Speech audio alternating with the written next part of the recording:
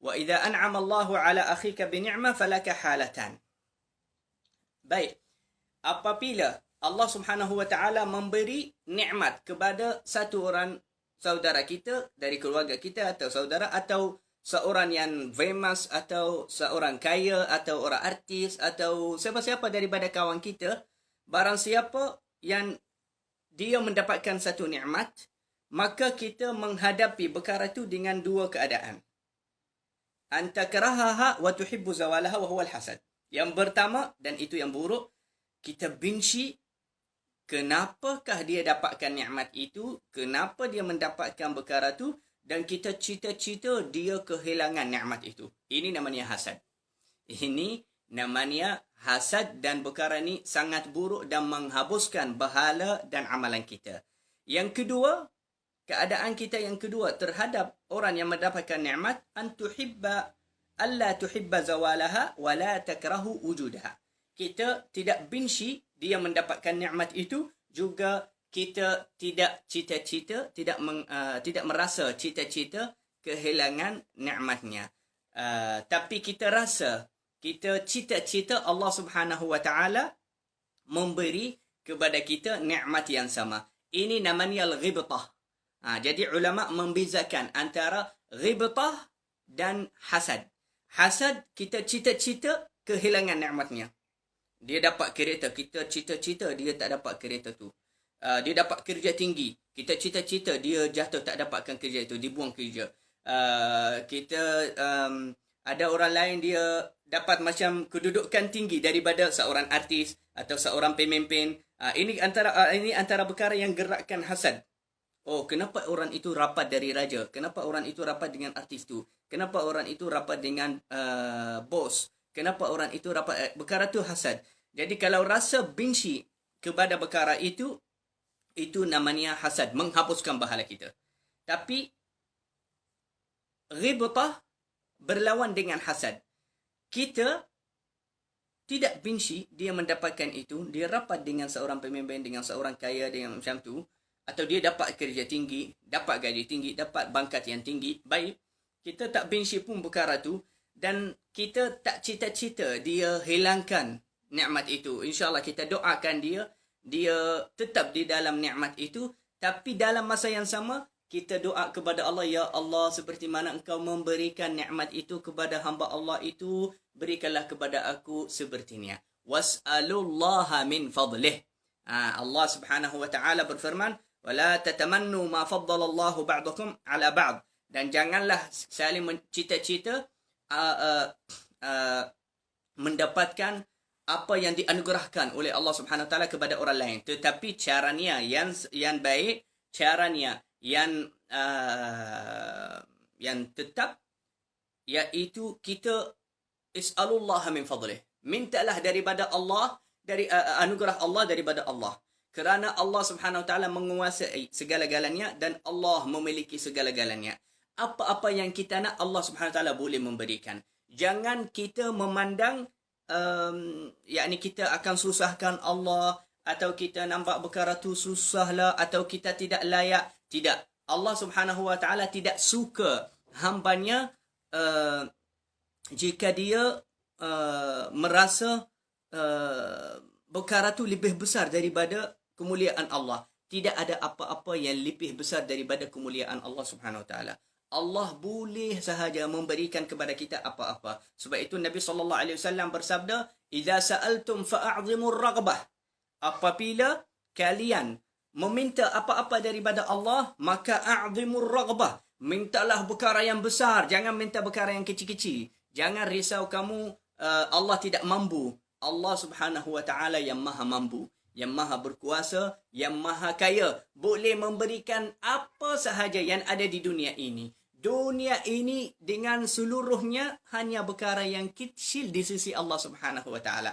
Apalagi kalau sebahagian daripada dunia ini. Apalagi kalau sebahagian daripada sebahagian. Kecil lagi kecil daripada dunia ini. Kita mintanya daripada Allah. Itu lagi Allah Subhanahu Wa Taala boleh memberikan nikmat itu kepada kita. أبي لعمي ما تقول في أقول إنه النبي الذي بشر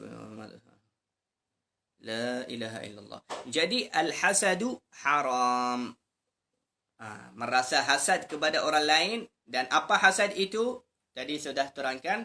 Hasad itu rasa cita-cita kehilangan nikmat itu. Dan kita benci orang lain mendapatkan nikmat daripada Allah Subhanahu Wa Taala.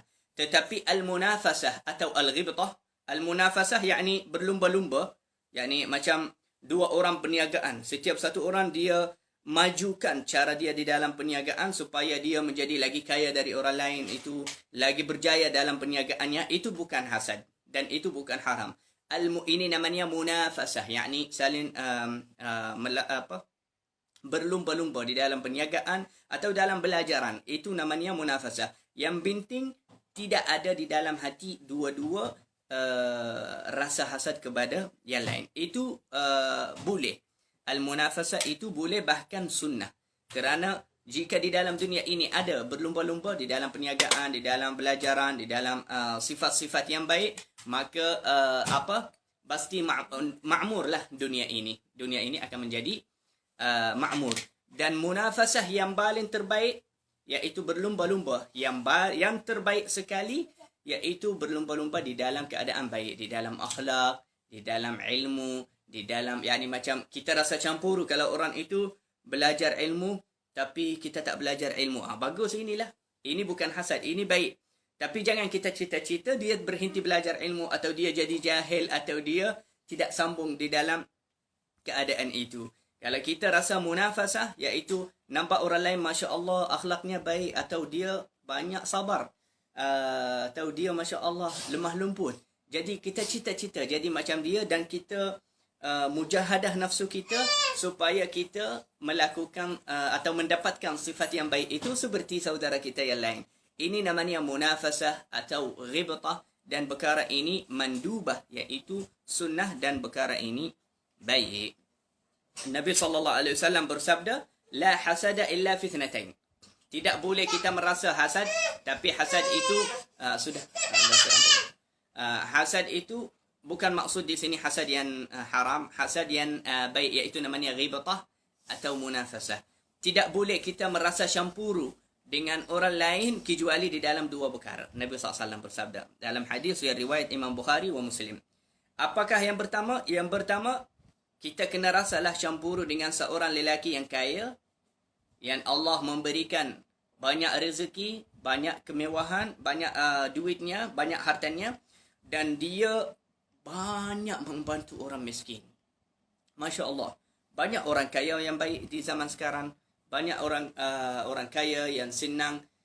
Yang ada yang dia buat pertubuhannya sendiri. Ada yang dia buat banyak infak kepada orang miskin. Ada yang wakaf untuk anak yatim. Ada yang dibuat madrasah, sekolah. Ada yang buat bina masjid. Masya Allah. Kita dan selalu bantu orang miskin, bantu ulama, bantu belajar ilmu, bantu negara, bantu orang Islam semua. Jadi kita rasa apa? Kita baguslah. Nabi SAW dia kata bagus kita rasa campuru dengan orang macam ni, dan kita berusaha sehingga kita dapat menjadi kaya seperti ni, dan kita buat amalannya yang sama. Jadi kita infak macam dia, kita buat pertubuhan macam dia, kita buat bantuan kepada orang lain supaya supaya kita mendapat pahala seperti ini. Tapi tidak merasa di dalam hati kita benci kepadanya atau cita-cita dia hancur atau dia ditarik nikmat itu. Ini yang pertama. Yang pertama ini yakni Nabi SAW kata ini campur yang baik. Kalau kita campur dengan orang yang banyak bantu orang, nak jadi macam dia, dan kita usaha sampai jadi macam dia, itu baik, bagus. Yang kedua, kita kena rasa campur dengan orang yang alladhi atahu Allahu ilman. Seorang yang Masya Allah ilmunya banyak, Allah Subhanahu Wa Taala memberi rezeki yang sangat mulia dan hebat kepadanya, iaitu banyak berilmu, sangat bijak, sangat matang dalam hidupnya, dan hafal Al-Quran, banyak ilmu, dan yang dia beramal dengan ilmunya, dan dia mengajar orang lain tentang ilmu itu. Nampak orang itu doktor, nampak orang itu profesor, nampak orang itu mufti, nampak orang itu qadhi, nampak orang itu pendakwah, nampak orang itu ulama, faqih, muhaddis, dalam ilmu hadis, dalam ilmu tafsir, dalam ilmu... Masya Allah, kita kena rasa campuru. Jangan kita nampak macam biasa, tak ada rasa apa-apa. Kita kena rasa campur. Ya Allah, cita-cita aku jadi macam dia. Macam tu. Ini campuru yang baik. Ini Nabi SAW kata campuru yang baik. Kalau kita nampak seorang muhaddis dalam ilmu hadis, ya Allah, kita rasa dalam, ya Allah, cita-cita aku jadi muhaddis macam dia. Nampak orang faqih, alama, dintan hukum syariat, dintan fatwa. Masya Allah, ya Allah, cita-cita aku jadi macam dia. Sebab cita-cita itu, dia akan menggerakkan kita. Kalau kita ada campuru tu, ada cita-cita itu, dia akan menggerakkan kita. Sehingga kita beramal dan berusaha sehingga kita mendapatkan perkara yang sama itu. Dan kalau kita dapatkan perkara yang sama, perkara tu baik.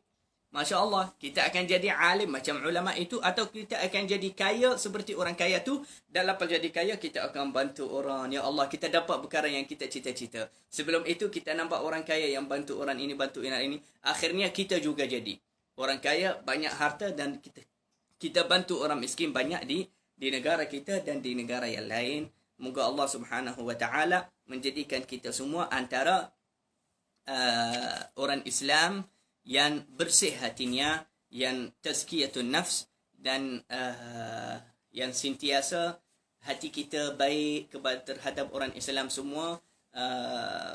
Semoga Allah Subhanahu wa taala membersihkan hati kita daripada hasad, dengki, benci, dan merasa buruk kepada saudara kita orang Islam yang lain. Amin, amin. Ya Rabbal Alamin. InsyaAllah, kuliah yang akan datang kita akan sambung juga tajuk yang sama, kerana tajuk inilah yang banyak kita perlu bincang tentang dia, dan semoga semoga kita tidak mempunyai sifat yang buruk itu, iaitu sifat hasad. Amin ya Rabbal Alamin.